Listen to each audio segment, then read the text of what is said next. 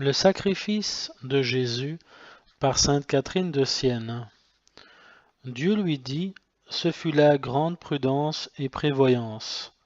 Songe, ma très chère enfant, que je ne pouvais en user de plus grande, puisque c'est à mon Fils unique lui-même que j'imposais de guérir l'homme du venin qui l'avait empoisonné.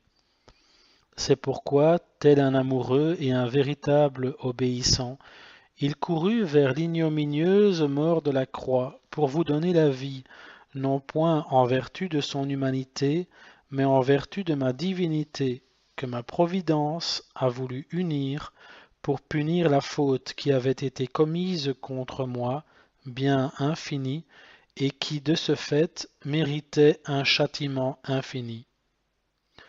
La nature humaine qui m'avait offensé et qui était finie fut donc unie à l'infini, afin d'expier infiniment pour moi, qui suis infini, pour l'humanité tout entière, présente, passée et future, et pour que tout homme désireux de revenir à moi pendant sa vie pût m'offrir une satisfaction parfaite, quelles que fussent les fautes commises.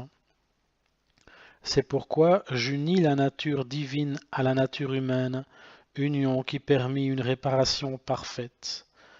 Voilà ce qu'a fait ma providence, une action finie, telle que la peine de la croix vous a procuré un bien infini en vertu de sa divinité. Mon infinie et éternelle providence à moi, votre Dieu, votre Père, Trinité éternelle, pourvu à revêtir l'homme qui, privé de son vêtement d'innocence et dénudé de toute vertu, mourait de faim et de froid le long de son voyage sur cette terre. Soumis à toutes les misères, la porte du ciel fermée, tout espoir était perdu.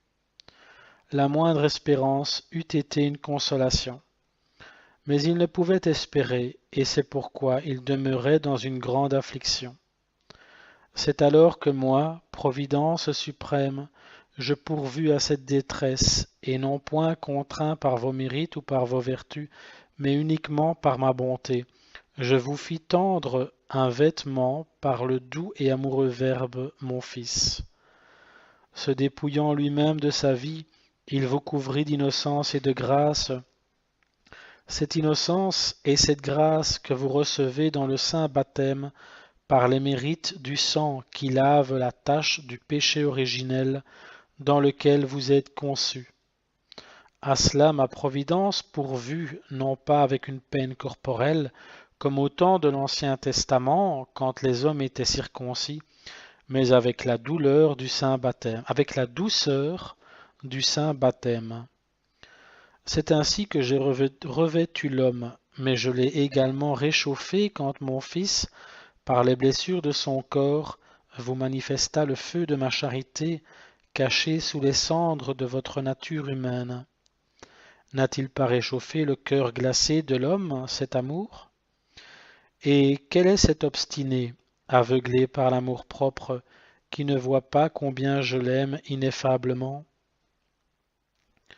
Ma providence lui a aussi donné la nourriture qui le soutient pendant son voyage en cette vie. J'ai affaibli ses ennemis, et nul désormais ne peut plus lui nuire sinon lui-même. Sa route est marquée par le sang de ma vérité pour qu'il puisse arriver à son but, à cette fin pour laquelle je l'ai créé. Quelle est cette nourriture? Comme je te l'ai déjà dit, c'est le corps et le sang du Christ crucifié, tout Dieu et tout homme, nourriture des anges et nourriture de vie. Nourriture qui rassasie tout affamé qui s'en délecte, mais non ceux qui n'ont pas faim, car elle veut être prise avec la bouche du saint désir et goûtée par amour. Tu vois donc combien ma providence a pourvu à votre secours. Mais j'ai aussi donné à l'homme la consolation de l'espérance, pourvu qu'avec la lumière de la sainte foi, il sache apprécier le prix du sang qui a été payé pour lui et qui doit lui donner l'espoir et la certitude de son salut. Les opprobres du Christ crucifié lui ont rendu son honneur. Car si l'homme m'offense avec tous les membres de son corps, le Christ béni, mon très doux Fils, a souffert dans tous ses membres de grands tourments, lavant ainsi, par son obéissance, votre propre désobéissance. De cette obéissance, vous avez tous reçu la grâce, comme de votre désobéissance, vous aviez tous reçu la tâche.